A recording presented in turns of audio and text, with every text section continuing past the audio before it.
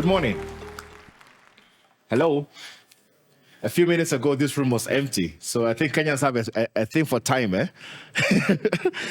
Let me just make sure that I have internet. Okay. You know what I like about Radisson Blue Network? You keep on finding the same thing most of the time. And everybody who comes here, every other conference that come here, they connect to the wireless. So it's my slide, okay. So I have exactly 1 hour. So my name is Gameli Mawudor, co-founder and founder of AfricaKackon. I'm also the founder of a company called CyberGuard Africa. We basically help you to be able to understand how cybersecurity works in your organization and also how to be able to change things. Recently joined a company called Crystal Blockchain, which I'm going to show you something. How many of you feel that blockchain transactions cannot be tracked down? Anyone? Yes? Okay, great. So today I want to be able to show you exactly how we can track down. You know this ransomware group called Conti? Ever heard of that before? So I'm going to show you how we can track down every transaction that is going on right now as we speak, where the money is moving, what they're stealing from. When they do ransomware and take your money, where's the money going to? I'm going to show you how cyber criminals are actually working. So if you look at the news right now, there's a lot of things that are going around. A few things that have been picking out, say ubiquity router surge, devices. There's quite I picked this randomly from my email. Just from my email, these are some of the things that I'm picking out. Threat intelligence platform integration is necessary. We're looking at the fact that backdoors are becoming a thing. Anonymous Sudan, and everybody thinks Anonymous Sudan is actually invincible. They're not that invincible. They can actually be found with some of the activities, and I'm going to show you what we can find on the deep web or Telegram groups and what can be extracted that we don't even know about. We can see remote access toolkit kind of things that are going out. There are 0 days that are actually working, and ways that people are actually doing phishing attacks. Phishing attacks are becoming quite easy to be able to infiltrate a lot of networks, and currently, most people don't even know that the phishing attacks that you've been doing by clicking on links is not happening that way anymore. Do you know the new method? Just browsing a website. And I'll show you some of the things that have been collected from various countries. So please volunteer countries that, I don't know if the mic can be taped, because it's falling off a little bit. Some of the fake websites that they're actually getting to pull off. And some of the trends that we're looking at is the regulation and enforcement is getting to be on the rise. Secure by design is a concept, or rather, a focus of area that we're looking at right now, and incident reporting has become a core part of businesses right now.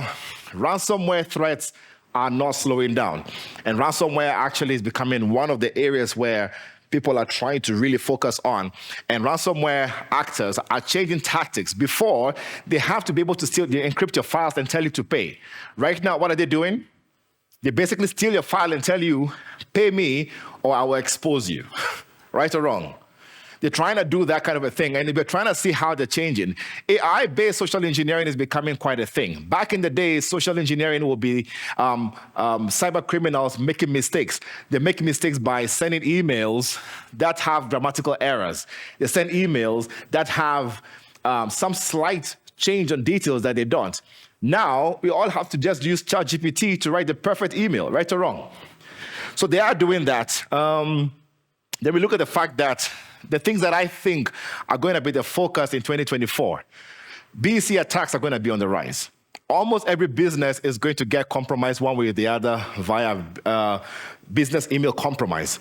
We're going to see, and so the silent password stealers, I'd love to show you today what has been happening to some people, which is the BEC attacks that they don't even know about. We have automated attacks by AI engines. Cyber criminals are automating the way they actually get to compromise network and systems. They're fully undetectable malwares that are being created. They are not that difficult to create anymore. They were seeing API exploitation. So I would like some of you to even volunteer today to show you how some of the APIs can be exploited in this country. I'll take a very simple one. So just to show you how that has been working. Nation-state attacks are something we are not going to run away from. So there are countries that are attacking Kenya. They're focused to get some sort of intelligence from Kenya. And the thing is, the more information they get about the country, the more they actually be able to know what to bring to the country. So nation-state attacks are going to there. What I want to talk today is about what we call expense in depth. How many of you have a firewall at your workplaces? Does it work? Does this work? Hello? How many of you have a security incident and event management tool? Only one. Okay, 1, 2, 3, 4. How many times have you ever monitored to know that the right attacks are even coming to your network so you know how to actually stop them? I'm asking these questions for you to just juggle your mind. How many times have you ever caught anybody internally or somebody's machine unintentionally siphoning information out of the company that you have no idea about? How many of you have an EDR? Okay, 3, 4, a few of them. And those EDRs, are they really catching the right malware? Do they even work? Because I have seen a lot of fake EDRs in this continent, and this is becoming people tell you, oh, our EDR works in Dubai, our EDR works in this country, our EDR works for this company here and there. You try it in Africa, it doesn't work. We've been seeing some of those happening. So expense in depth, what I wanted to discuss before I go into the demo session of things is what is security spending. So security manager, CISO is fighting. CFO will tell you, guys, why are we spending more money, right or wrong? And you have to defend why you are spending more money to buy another tool. The CEO is also saying, we've not been attacked in 5 years. Why do we need to actually hire a cybersecurity engineer or a cybersecurity personnel? Then we're looking at board members who want to understand exactly what is going on. The reason why we're trying to have the importance of having expense in depth is because you want to understand your environment. Understanding your environment is really important for you to understand. The asset identification is important. What is your threat awareness? You want to know the compliance standards that you have to conform to be able to know what tools you're buying or what services you're subscribing to. We're also looking at the fact that what is your risk appetite? Some of you don't ever calculate your risk appetite, so you don't even know where to start from. What is the industry benchmark? You're a banking institution, you are in the fintech space, you are in the insurance space. What are the industry benchmarks you have to look at and ask yourself, what are other people doing that you want to actually try and match yourself against, right? However, all of us in this room could not fit in the next room, right or wrong? Because we are many. So the AWS event that is happening there, if they come here, there's too much space for them to cover. Are we together? So you need to know exactly what works for your environment and not just what another person is buying. Somebody buying Cisco doesn't mean Cisco is going to work for you. Another person buying FortiSIM or whatever it is, or Fortinet solutions, doesn't mean it to work for you. So you have to understand exactly what works for your environment. The technology advancements that are there, antiviruses are there. So if somebody brings for you an antivirus, please throw it away. We're going to EDRs right now, and that's what you should start looking into. And then there's a thing that I've been seeing a lot of vendors, sorry for vendors who are in the room, they come and tell you, we are selling it for you zero trust. Right or wrong? Francis, you're laughing. Because I know Francis have gotten that many times. We have a zero trust solution. It's not a solution, it's a framework. It's a whole journey. Zero trust is not a thing you just wake up today and say, I've bought a zero trust solution, and when I plug it in, it will work. Plug and play doesn't work in this industry. You cannot have a plug and play. And of course, we're looking at operational resilience. So I'm not going to spend too much time on this, but this is how to be able to calculate. I'll share the slides with you so that you can all have access to it. You have to look at the various threat types that are there. Malware, phishing, ransomware, insider threats that you talked about. And of course, we're looking at DDoS that is happening. So you know how to be able to actually measure that for your organization. So again, if you look at this, what are you spending on? What are you buying? Should you buy that right now, or that can go to quarter 4? Are we together? Hello? Okay. Then we get to see, so these are some of the things that you want to actually put in place. Who will target us? Why will they target us? The feeds that you have to get for cybersecurity strategy, your risk mitigation strategies, and of course you have to make sure that you have informed decision making as to what you have been saying. I know people have been buying security incident and event management tools, and they don't have the right kind of logs, so they don't even know what they're looking at. Yet you go buy one tool to see AWS and your GCP instances, and they don't even conform to your CI/CD pipeline. You don't even have one. So what are you monitoring? What are you pushing out there? You need to be able to understand that. Oh, and then you have to do what we call threat modeling, and also understand the business revenue points. Where is the business making money? If you're an API service, giving that service to other people and making money out of that, I'll spend more time on the API endpoints than trying to focus on a generic firewall for the office. Hello? Hope you're getting that. So we try to understand exactly what the business revenue points so that you know where you have to put your money. Prioritization. What are you buying first? Should we buy an EDR first, or should we get a CISO for the organization? Somebody the other day tweeted and said, most of these blockchain and virtual asset service providers don't even have any CISO in place, so they don't even understand cybersecurity. So we're trying to look at all of those and then the determinant of their ROI of the security expenditure or investment. How to look at the cost-benefit analysis, you have to do that. Your incident reduction, because you always want to reduce the number of incidents you have. You also have to look at how do you enhance your reputation. So those are some of the areas to look at. The kind of people you're facing right now is not your typical, how do you call it? This I want to put this on. I usually change the AC whenever I come on here. I always forget what they are with this little device. You're facing a whole set of not just hackers, but it's an ecosystem. People know exactly what email to type for procurement. They know how the lawyers have to work. They know exactly how they're going to move around. Who is going to cash out the money? They know who to send to the offices. To be an intern in your organizations, to be able to actually plug in a device or two to fish out things out of your systems. So don't think that the kind of hackers you're facing these days is the typical hacker who just sits behind his desk at home and be able to do that. And the thing is, you are facing a whole lot of wealth of hacking. Now, this entire toolkit, we have all of them. This one is my favorite. It's called the Flipper Zero. How many of you have seen this before? Let's do an experiment. Please take out your phones. Just take out your phones. I want to do something very simple. So if you look at your phone and I press this, according to the range, you should be able to start seeing pop-ups on your phones asking you to connect to a Bluetooth device. Right or wrong? Right? This can control AC, TV monitors. This TV, if I want to put it off, I can put it off with this. Digital signs, some part of traffic light. Tesla cars can be opened with this. You can plant malwares on a laptop. So if I connect the cable to your phone, I can even try to brute force your PIN. I've been trying that out somehow. You can basically control so much with just this little device. It's about $200. Anybody can buy one. You can ship it in with Aquanto or whichever services are there. It's becoming readily available. This is a very simple device. Now, this is a Swiss Army knife for most hackers, and these days, such things you don't have to actually do so much.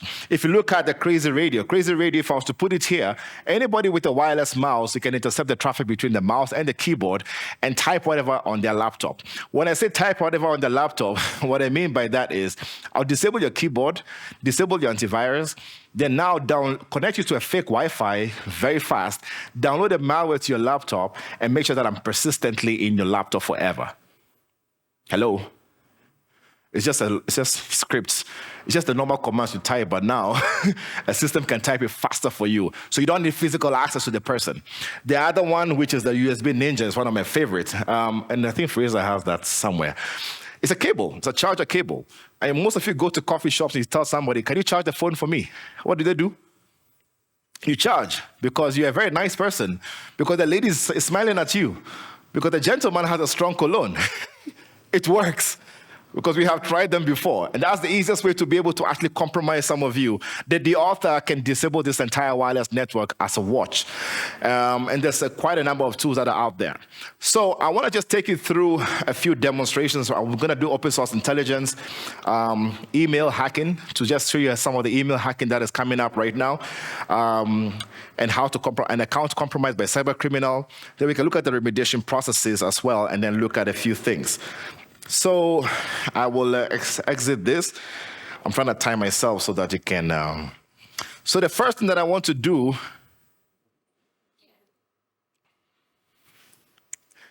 I need to move a few things around.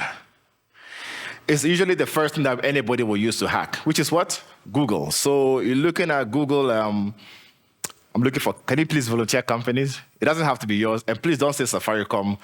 I don't like Safaricom always being the choice for demos. Anyone? Mabati, Rolling, Mills. Great. MRM. So if you look at MRM, you try to see, is this Mabati? This is a website, right? Any other? So things you look at is finding how their domain looks like. And I'll see something like this. So what I want to find out is, first of all, is details about their domain. I want to find out details about how the website used to look like. I want to find subdomains and the likes.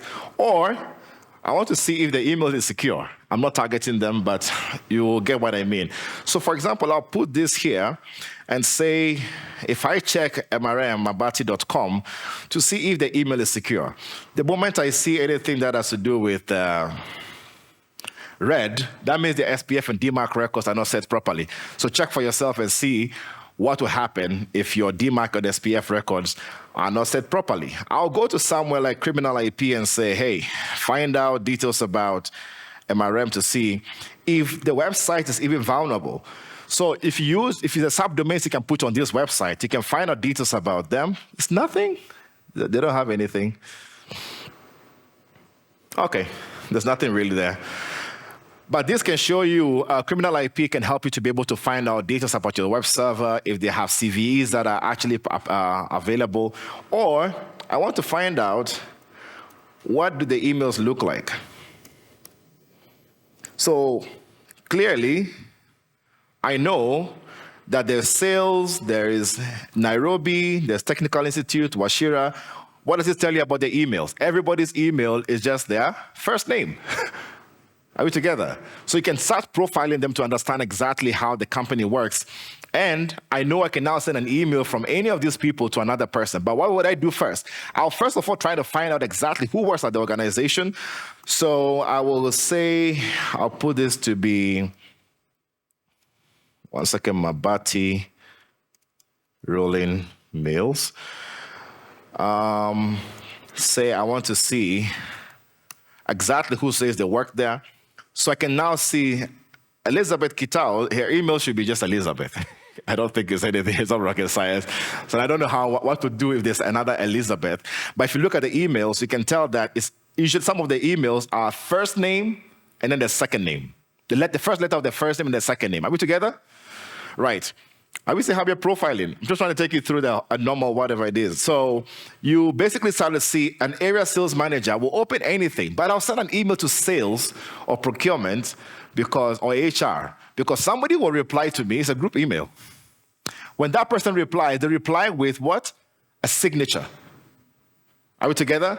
And a signature is just an HTML. So I can copy that HTML and use it to fake an email from one of them to the other person. Hello? Great. But Google is very, there's a lot you can do if you say site. I like using this one here, salary.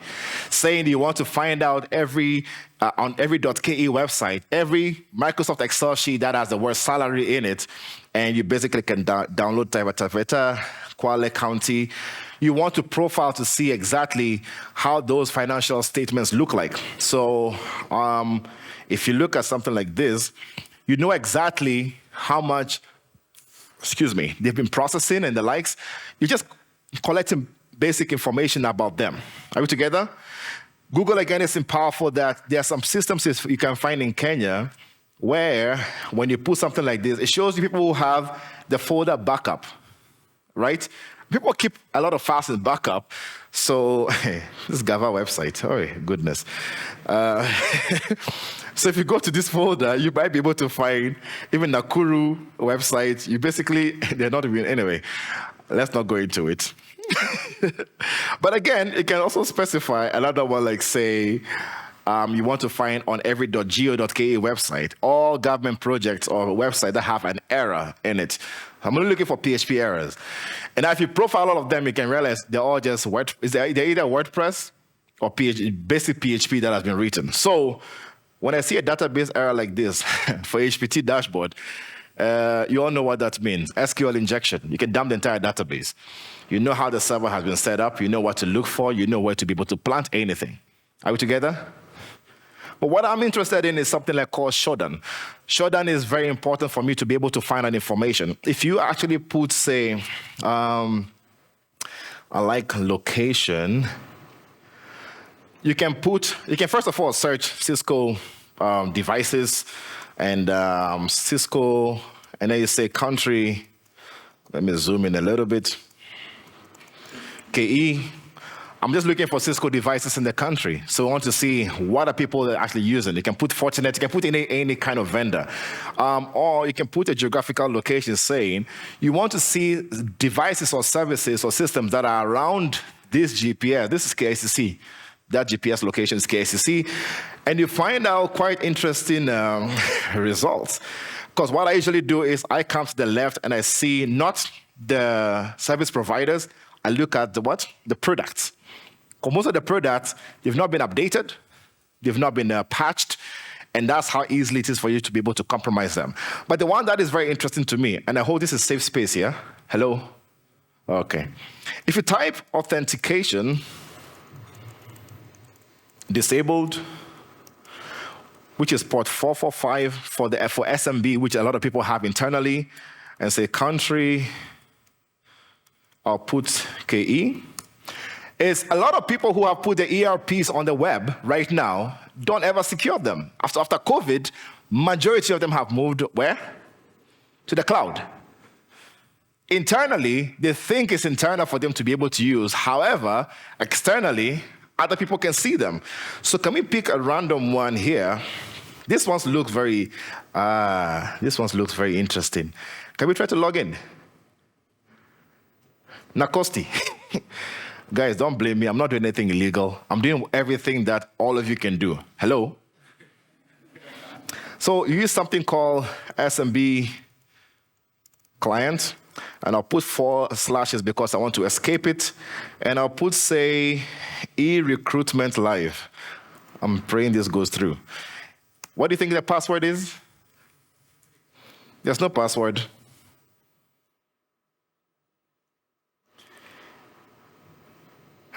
Error. Okay. I'll pick another one. Documents path. Maybe that one is not protected.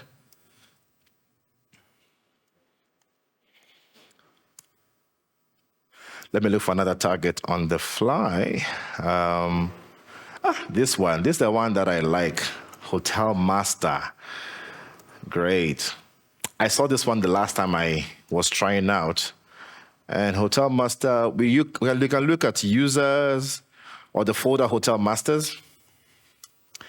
And let's see what we can find. If it doesn't go through, then there's a Wi-Fi that is connected. I'm going to just share my hotspot because I know.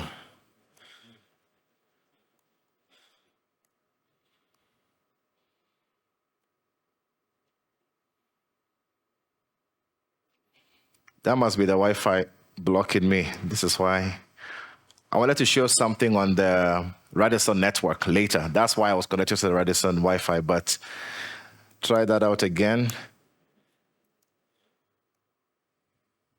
Great, and we're in. So you basically can now see folder for administrator, and these are 2024 details. So you can go to Guy's desktop for documents. Pictures. No, pictures doesn't usually have. Do guys even save stuff in pictures anymore? No. I'll go to things like, say, downloads. Actually, yes.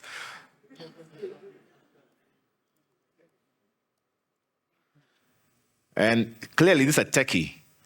So your system admin in that company is the one who is basically making the company vulnerable. This is how easily ransomware actors take over your servers. And by the way, it's not that difficult. If you take others, like this one, there's some of them you even see. Pay slips. God. This is not important. Let's go to SMB, client. Can we download that payslip? I'm so sure we should be able to. Let's go to the folder, payslips. I don't know, but I don't know who these clients are. I've not checked. I don't want to check. Do you know why? I just want to protect myself from being itchy. And it's in again. So if you want to download them, what do? You copy this and just say mget. And I'm so sure if I say Y, it downloads. Where are we? I'll copy this to whatever it is, August, copy it to my folder, desktop. And I'm pretty sure if we go there,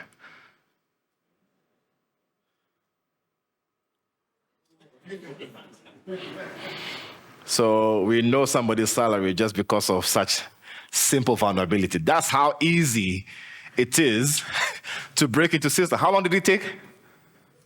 A few seconds, right? So are we really protecting our systems from such hacks? This is me randomly picking a query on Shodan to be able to do that. Other things you want to be able to look at is also seeing exactly this, you guys, somebody might hate me for this, but in our boardrooms that we have, there are boardrooms that don't have protection. So you want to look for Polycom devices that are in most boardrooms that have not been configured properly. So Kenya School of Government, Technical University, AfricaKackon, I have reported this enough times, but let's see if this goes through. And guess what? I don't think you need a password to get in. So basically, you can join their Zoom calls. You basically know the entire network. This is the boardroom, Dean's boardroom. And from this, you can actually get to map out the entire network from this. You basically can take over all their calls and every confidential detail they're discussing silently without you even being there. Are we together? These are basic devices that are connected to systems, and they're all in the same network. So if I was to click on this, hey, dial in, sorry. That wasn't supposed to dial. You basically can actually start picking out all of this. So those are basic ways of hackers being able to actually get to details. But what I like is the fact that when you find such details, we want to find out how can we be able to actually see details about you. Can I borrow a Gmail account, please? Please, now this is the point. Somebody just have to volunteer. Or Fraser, you'll be the one to fall for it. Gmail account, anyone? Yes.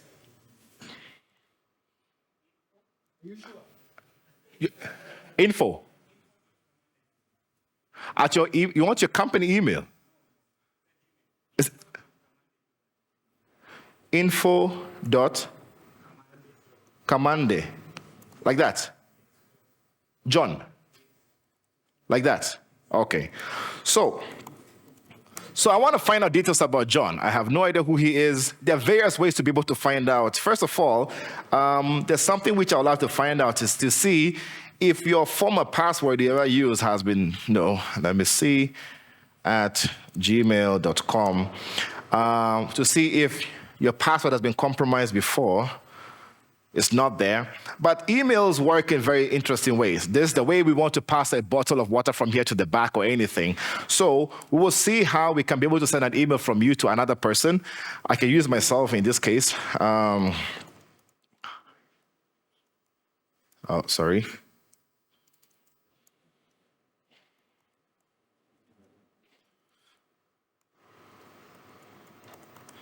And this particular thing works against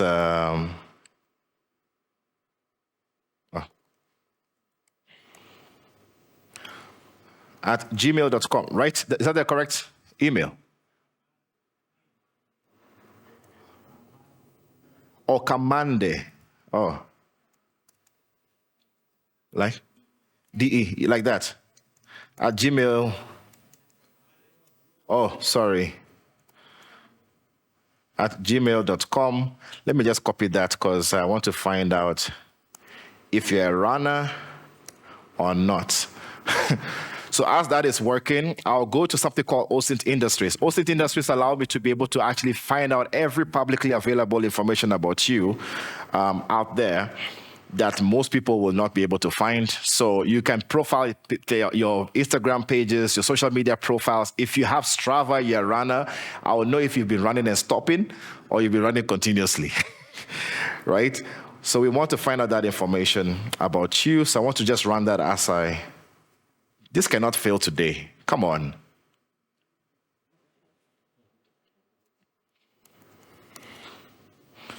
Oh, great. Oh, no, I need to sign in.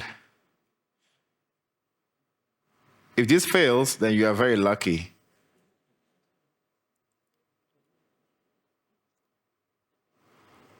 All right. So Commander John at Gmail. So as that is searching, I'm sending an email from you to my Gmail, brightzed@gmail.com. What do you want the subject to be? Subject, pardon? Pay rise. Kindly find attached the invoice for the payment. No, for salary review. Yeah. The Excel sheet for the salary review. So in a second, he's checking his phone. It's not in your outbox. You won't find it. Relax. So in the next 5 seconds, an email is being sent from you to myself. And actually, this affects most organizations. So if you check a value mail and you see a red, that means your email can be spoofed. If I go to my Gmail here, there it is. An email has come from him. And if we try to even reply, if you look at it, I use SendGrid API just to be able to actually spoof the email to make it look like it came from him. And usually, if he had a picture, that will have a picture. He will only see that after I have replied. That's the only time he can be able to see. However, I need to collect enough information about him to be able to see his entire lifestyle. There's nothing? Do you ever use this email? Oh, there we go. So when an account was created, all the Airbnbs he's been to,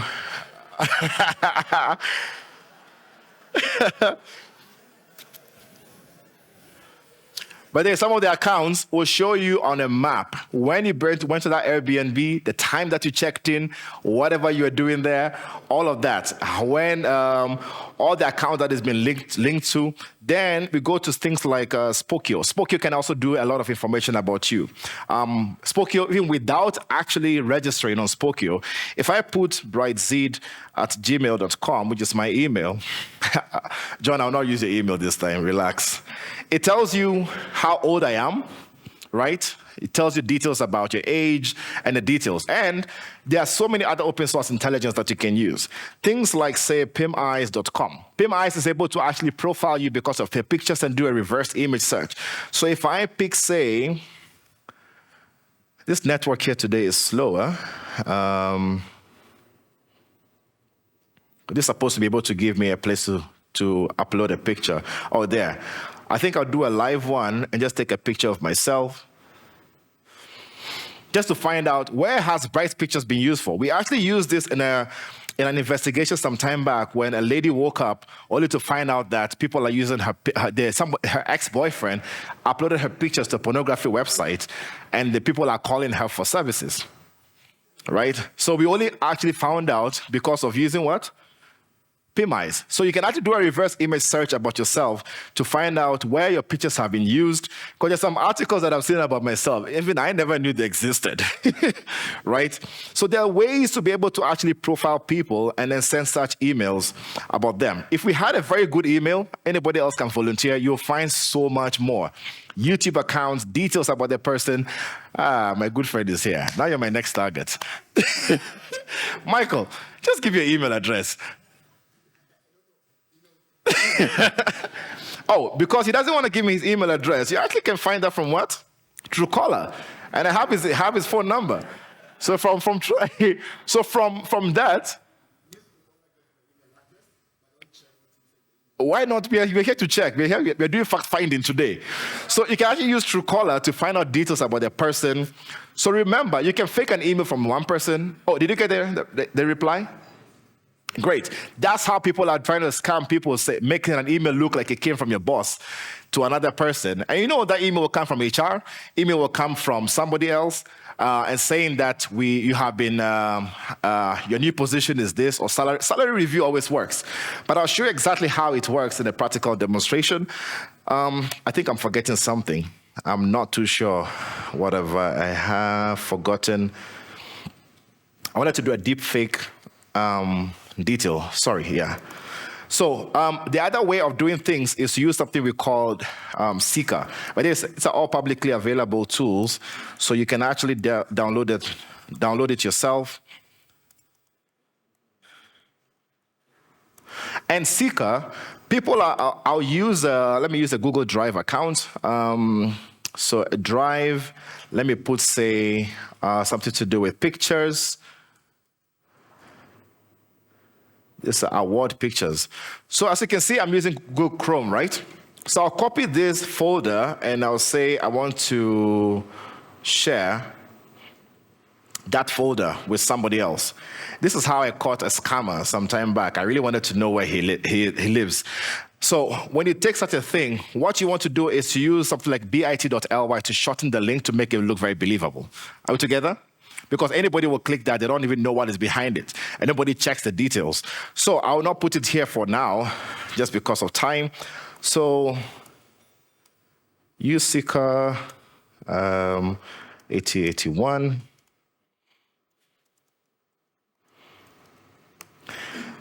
Run it. So you can either use a Google Drive, you can use a customized link, so like a Google form or any website.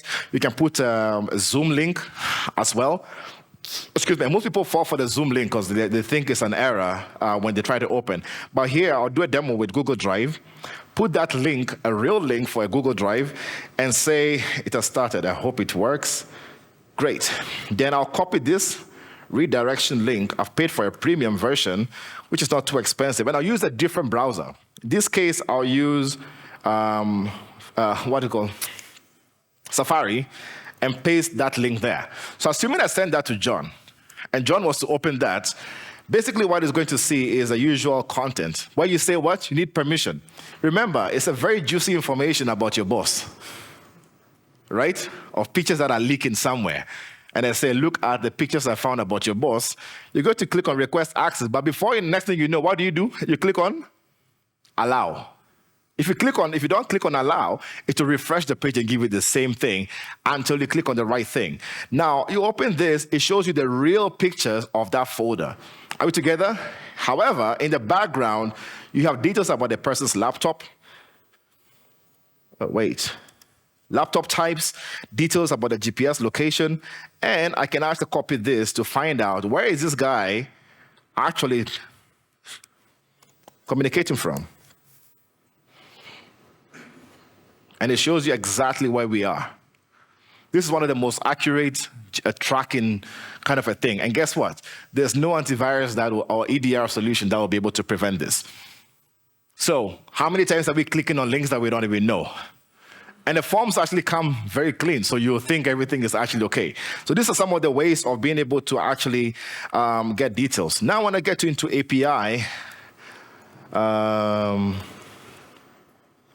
Details, let's see.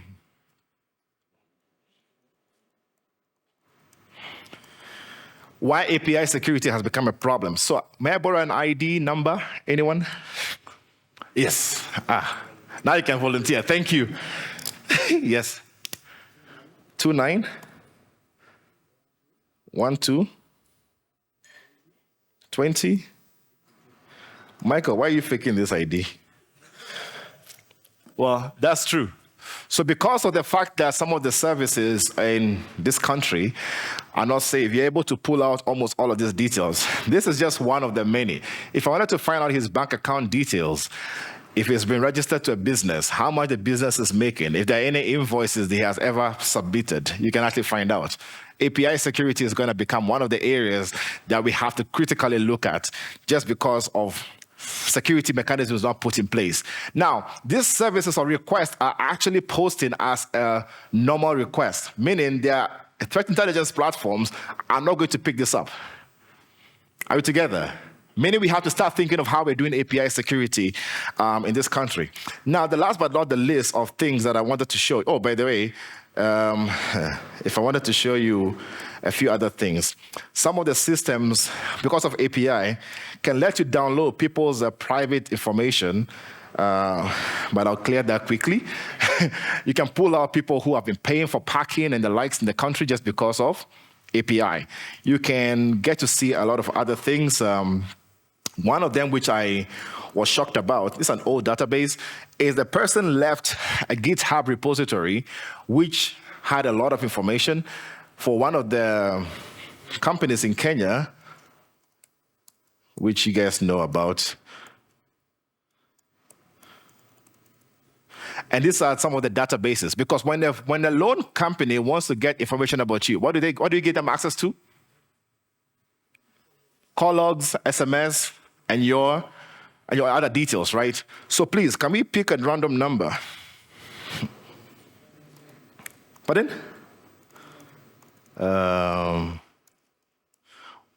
199. Okay. So we go to 199, it has one device. That one device has SMS logs, contact list, and call log. Can we see SMSs? Can we promise to keep it here? This is the person's entire SMS database. But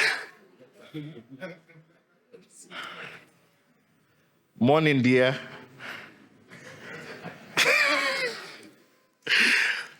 And you can find details about you basically have a profile of them. Imagine somebody grabbing all of that detail and building a database. You can actually build a whole lot of intelligence around it. Are we together? So those are some of the things. The last but not the least is to show you what my team and my research team is. One of my team members are here. A few others are coming later. What we have been picking from Telegram groups. Even I was shocked, so I call it shock. Never mind. So we got from many countries. We wanted to find out exactly what the password stealers have been stealing from the Telegram groups that we have. So we can pick Kenya, for example. Okay, do we go another country first? Pardon? Let's go Kenya, all right? So if you look at Kenya, we can see GOK websites that have been password leaking. And these are all their passwords. I'll clear that quickly because I don't want you to see, but this is a username and password in plain text. People who have, even, the M-Pesa portal, the B2B portal, the password stealer has been stealing those portal passwords as well. Right now, at least there's 2FA, so you can't be able to bypass. You can't bypass that, maybe. I'm not too sure, but it's been stealing all of those passwords. All of these are from Telegram. And if you see other countries, like, say, or even Instagram accounts, so this got us a lot of Instagram accounts, and most of them don't have any kind of two-step verification to it. You can see for even, South Africa, which I find quite interesting.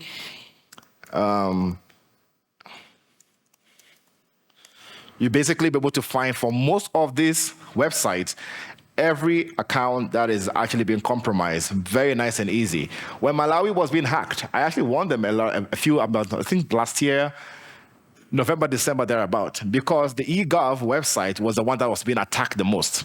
So cyber criminals are collaborating. When they say collaborating, they are actually sharing some of these passwords very cheap in the dark web or the deep web or even in Telegram groups to be able to actually get that information.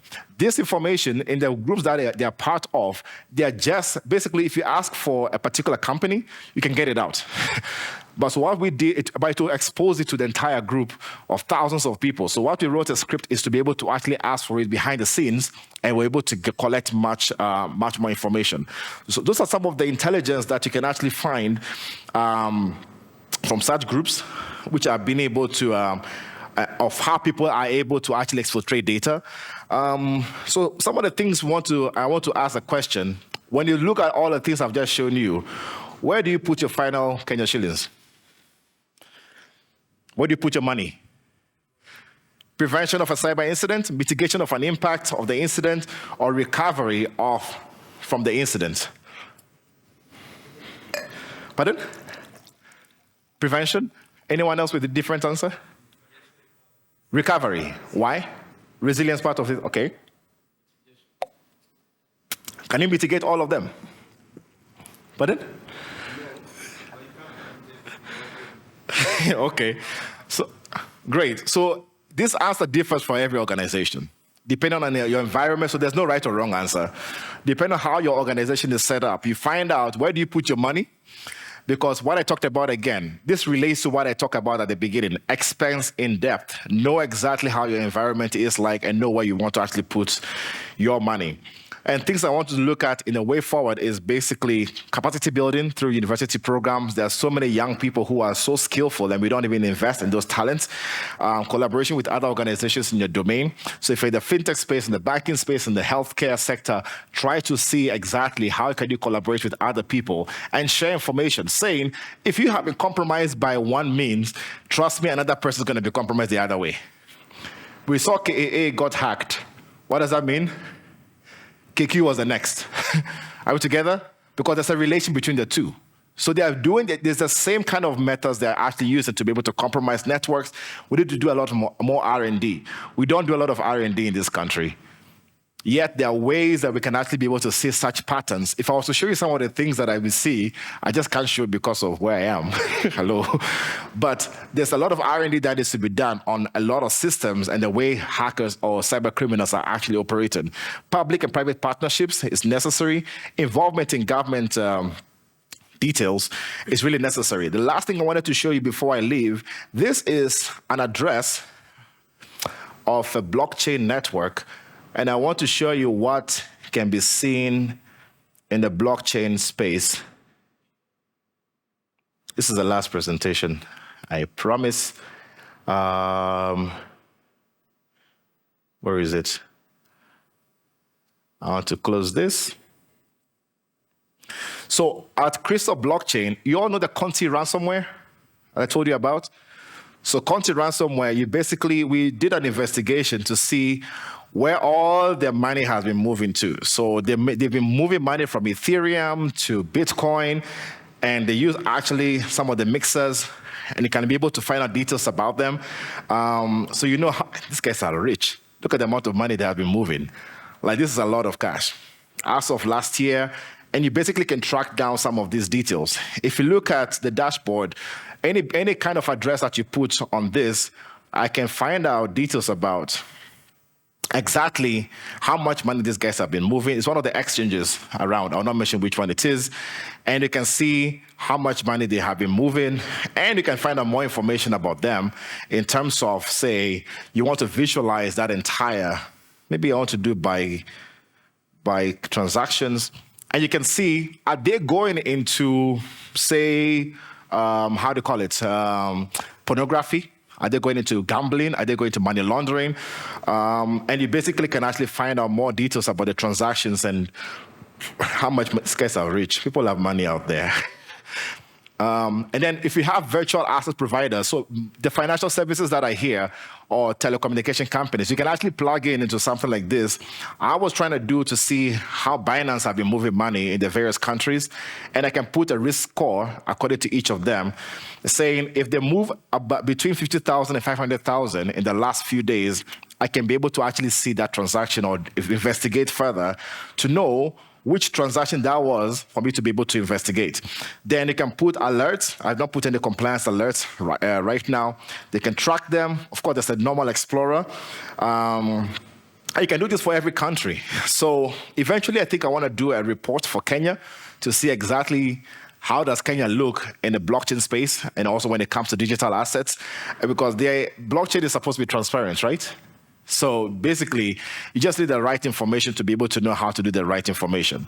You can go to the risk insights to see all the risky transactions that are there and where they're actually going to, and be able to see, like this Wi-Fi attack that happened, I think, a few weeks ago. We actually were the ones alerted them for the first 5 minutes of seeing that attack. And you can see the transaction IDs of all of those and see exactly how has that money been moving and where are they going to. Are they being withdrawn via ATM and the likes? So I think with that, I will stop there. I have spoken for an hour, I believe, and I'll say thank you very much and I welcome questions.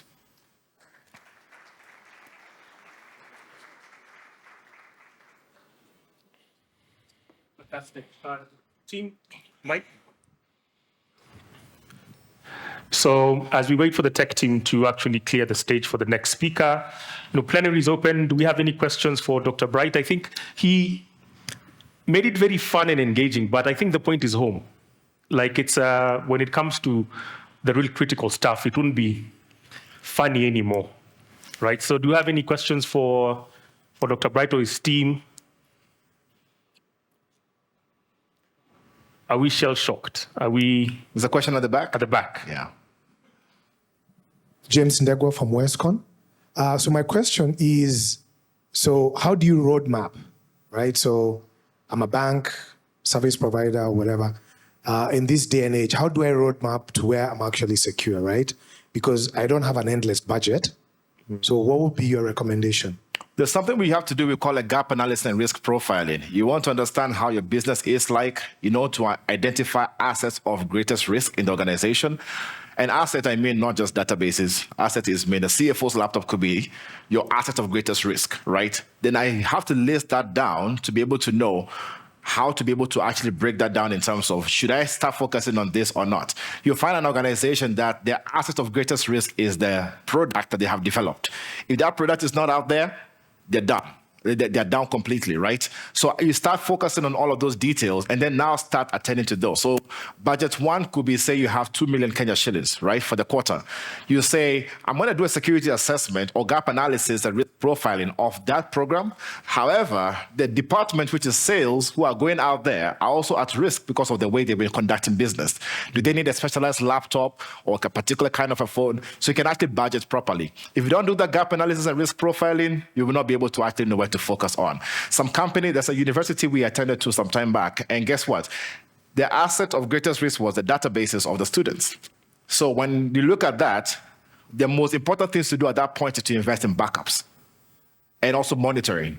Because while they get to be attacked or anything, we have to now start prioritizing. A lot of the time we don't prioritize, so we start firefighting some of these things. And it's more expensive for you to actually respond to an attack than actually fixing it when you do it gradually. Yeah. Fantastic. One last question. Hi, Bright. Joshua here from SMART. Hi. What's your take on organizations adopting management systems like ISMS, PIMS, as compared to the ever-changing methodologies that attackers are having? Does it still make sense for an organization to adopt controls that maybe ISO 27001 specifies, yet these standards do not adapt as fast as the tactics being used are changing? Does it still make sense in this modern day and age? Yeah, thank you, Joshua. I tell people I've seen so many organizations who claim they have ISO 27001, yet you walk through their front door and there's no key to even, there's no lock, or the applications are not even there. So I tell people before you even get to those kind of details, again, the similar thing. You can do a gap analysis and risk profiling by yourself, or you can contact any other company to be able to do that, service provider to do that for you, or us. I'm marketing here, nice and easy. But before those adoption and everything, the guidelines are there. You have to be able to follow through of all of them But you see, those frameworks, it's good to have, it's nice to have. It's a guide, but sometimes you have to go to level 3 before you go to the first part of things to actually fix. Some companies will tell you, we've done an audit of your systems. You don't have a lock on your how do you call it, on your front door. Yet you don't keep any servers or systems in there. If anybody breaks into that office right now, they'll get nothing. Are you together? So should I put the biometrics first, or should I put money securing the databases in the server room, in your data center or in the cloud? So you have to prioritize. So some of those frameworks can come in later, but you can do some bare minimum basics of being able to identify what you have, because you know the business better before you start following those. Yeah, fantastic. I think round of applause as we wrap up that session.